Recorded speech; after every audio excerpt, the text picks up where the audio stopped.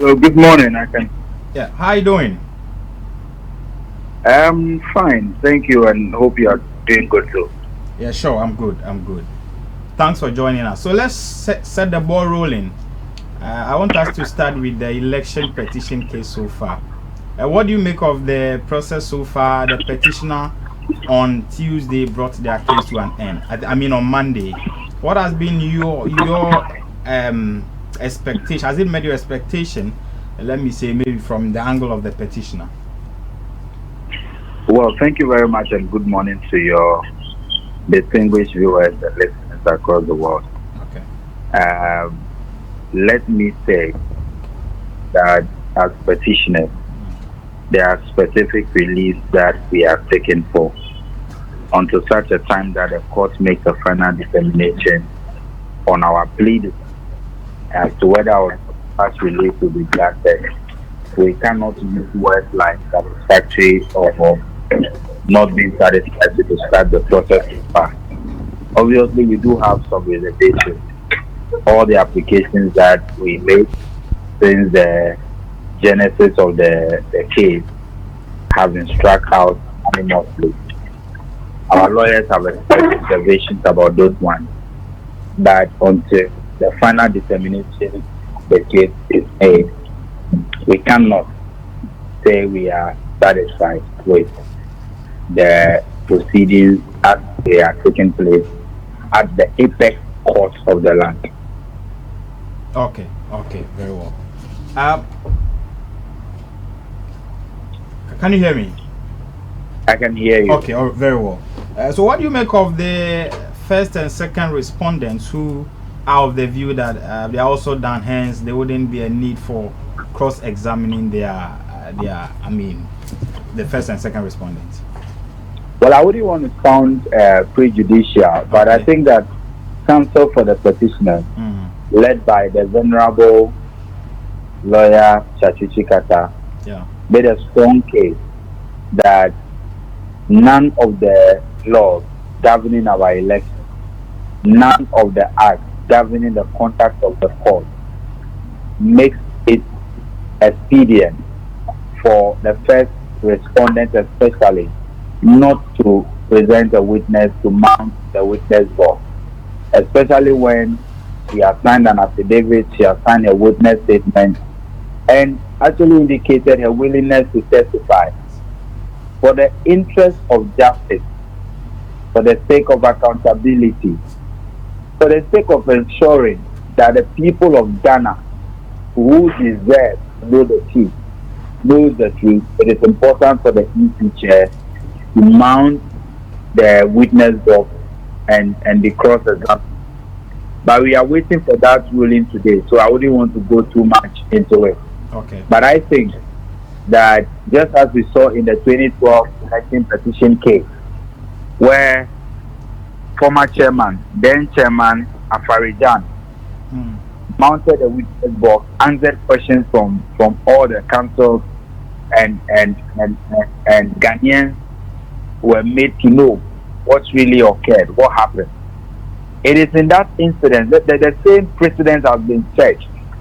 So I see nothing right about the request not to have a Mensa actually enter the witness box.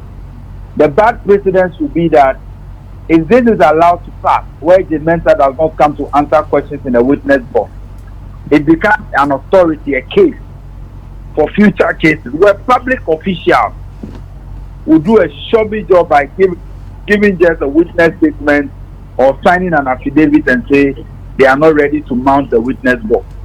She is a public official. She is paid with the taxpayers' money. Her security is being provided for at the cost of the taxpayers like you and I. Jane Mensa must mount the witness box at all costs. And that is what we expect today in the ruling. Very well, very well. So like you did mention, so we will be looking for the outcome as they go to court today. So we all be hoping that the outcome will be good. Just a quick one on that. Just a quick one. What will be your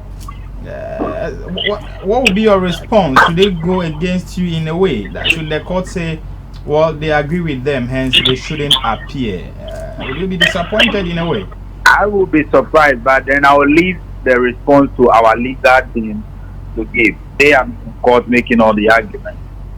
I believe that at the end of the day, they will have a say on whatever the verdict will be. So I will plead with you and your viewers that we wait for the ruling to come before we begin to react to it. All right. Edem, I don't know if you monitored the vetting yesterday, the vetting of the ministers designate for health and then national security. If you did watch, what do you make of the NDC MPs, their performance and their choice of questions? I must say that I monitored part of the vetting, and my general view is that the nominees, especially the health minister, his performance was way below belt, very appalling. He didn't appear to set, and it's surprising because he is the outgoing minister. You have been minister for health for 4 years, and you still appear at vetting with no clue about your sector. It speaks largely to the incompetence that we saw in the last 4 years of the Akufo-Addo-led administration. It speaks largely to the lackadaisical attitude, the lackadaisical leadership that we were exposed to in the last 4 years. It speaks largely to the heights of ineptitude that Akufo-Addo and his men exhibited in power in the last 4 years. That you are health minister, contracts are awarded, recruitments are done, figures were bandied about, and you have no idea about. There cannot be any excuse for this appalling performance. There cannot be any excuse for this level of incompetence. There cannot be any excuse for this level of ineptitude. Edem, there cannot be any excuse. Edem, if you can hear me. If you can hear me, he was the sector minister, all right, which we know he has to have oversight responsibility. But you also agree with me that there are specific individuals in charge of these institutions who ought to be held responsible. And he did mention that because he's not ubiquitous to be everywhere at any point in time. Indeed, he's not ubiquitous, but that is why the organogram of any organization provides a platform for reporting. You know that. So even though you are not the MD of Omi TV, is not the one interviewing me this morning, if I make any statement that amounts to contempt that I can be charged in court, they will not write to you, the host. They will first write to the MD, because it is assumed that per the structures you ought to be reporting to a superior. So if you are the supervising minister in charge, you take reports, daily reports, weekly reports, monthly reports. And indeed, the issues that were raised that he failed to find answers to, these are critical issues that occurred in his ministry. You cannot tell me that the minister does not know about a matter as infamous as this $150 charge at the airport. That the minister, who is a member of the presidential task force, claimed that it was the task force that gave the contract. He didn't know anything about it. Meanwhile, you were a member of the committee. That the minister that is in charge does not know how accounts are rendered in his ministry. Again, that is the highest level of ineptitude, and he should bow down his head in shame. If I were Akufo-Addo, and if Akufo-Addo himself is a serious president, he ought to withdraw the nomination of Ajiman Menu, because his performance at the vetting yesterday clearly shows that this man was not in charge. He doesn't even know what is happening in his ministry. Again, he committed perjury yesterday. Perjury is one of such things, such times that public officials must not be forgiven of. He told many lies. Prior to the elections, they were bundling figures. Oh, we have employed 90,000 nurses. We've done this, we've done that. Yesterday, he failed to account for those numbers. Ghanaians are beginning to see more clearly the lies, the deception that were set hold in the last election. And prosperity will charge the NPP government. Edem, contrary to your views, some also have the view that he did well, hence he should be given the nod, especially how he led the fight of COVID-19 in 2020, especially last year, they have the view that he did well, and having also spearhead the introduction of drones to deliver very special or important vaccines, whatever, across the country. Also superseding or superintending the introduction of almost 375 ambulances and all. People thought he did well, contrary to your views. My brother, healthcare delivery is way broader than provision of ambulances. Healthcare delivery is way bigger than that. Let me ask you a question. If you are in a district or you are in a constituency, let me use a constituency that I'm very familiar with, like Northtown, where part of the constituency is around Juapon, on the way to Hope. Part of the constituency is on your way to Aflao, around Sugakope there, where from one end of the constituency to another, it can take an ambulance 3 or 4 hours. What do you think will be the most important need or want of the people in that constituency? Will it be ambulance? No. It is about health services. You cannot judge the excellence or the performance of a minister by the performance of ambulance. If you are saying he did work, what about the health minister under John Dramani Mahama, under whose watch over 1,862 health chief compounds were built? What about the health minister under the NDC, under whose watch many district hospitals and regional hospitals were built? Under Akufo-Addo, yesterday he admitted not a single hospital has been completed. Even the ones we built, they have abandoned. And you want us to applaud this man, this appalling performance, Edem, this poor performance? Edem, as having done well. Edem, I did mention that. COVID, let me tell you the truth. The COVID fight, nothing happened in Ghana that showed that Ghana was proactive. Look around the whole of the African continent. Which country is suffering worse in COVID? It is only because our environment and science earlier predicted that Africa was going to be the hardest hit. But it appeared as if the African system, we are a bit more immune and many people are asymptomatic. Don't speak as if there is any African country that is suffering so much from COVID that they are not doing, but it is Ghana that is doing well. Point to one country that COVID has ravaged more than Ghana in the West African sub-region. What is that we have done well? The man himself alluded yesterday that he was tired. The man himself alluded yesterday that when it comes to the COVID fight, he and Akufo-Addo were tired. Is that the performance you want us to applaud? He explained that. He explained that. Complete mediocrity on his part. He explained that. He said he did not mention that they were tired related to the fight against COVID-19, but it was a comment he made, which people translated differently. But let's fast forward. Let's look at Kandapa. But before I even move to Kandapa, so do you think that he shouldn't be, or you think he shouldn't be given the nod? Should he be given the nod? Would you be disappointed with your MPs, especially the NDC MPs, who also asked him the various questions and had the answers given to them? When you employ an extra classes teacher to help your child to perform well in school after a semester, a term, or a year in school, your child performs well. The coming year, will you still employ the same extra classes teacher? And the child performs well or worse? Worse. Obviously not. Not. Yeah. The same thing applies here. The gentleman was at the health ministry, has nothing to show. Healthcare delivery went off. Okay. I think you've mentioned that already.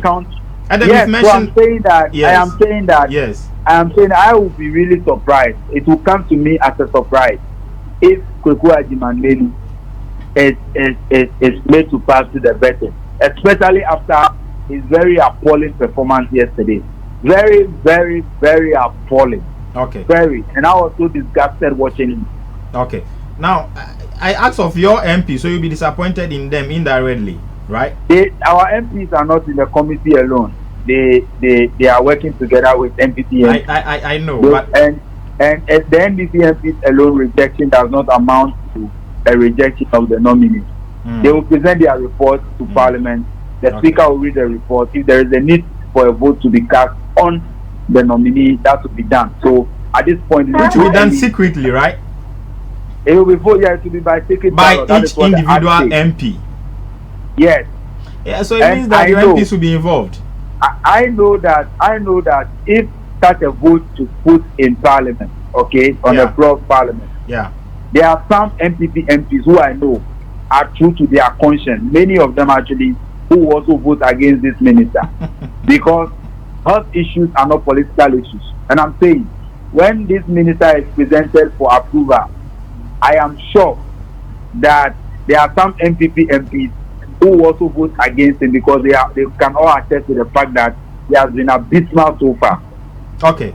Edem, let's do 2 minutes on Kandapa. What do you make of Kandapa as well? Then we eventually zoom into Koko Anyidowo's suspension. I think that, to be fair to Kandapa, he answered some questions very well, appeared to be on top of his brief. Is the only point or the only part that we disagreed with him more have to do with his explanations for the military deployment. And I'm not surprised that he was found wanting when it came to the issues about the military deployment.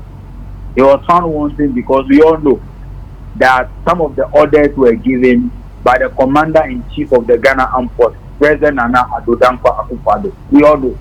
So he, as minister, is forced to take the bullet for him.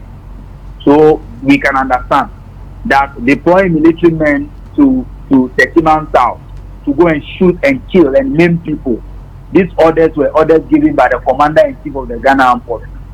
That deploying military men to the Volta region to intimidate the people and prevent them from coming out to come and vote.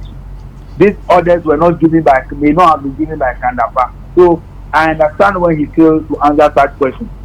But I think it's important that when giving the approval, he worked to boost the image of the security services again. So to be fair, Kandapa seemed a bit tough of his brief. But for the health minister, he must not be allowed to pass through. That's an appalling performance. All right, very well. Now let's do Koko Anyidowo. He was suspended, I think on Monday or Tuesday. People are of the view that his father is no more. Hence, he's being treated as though he has no father or he's fatherless. And father here is former President Mills.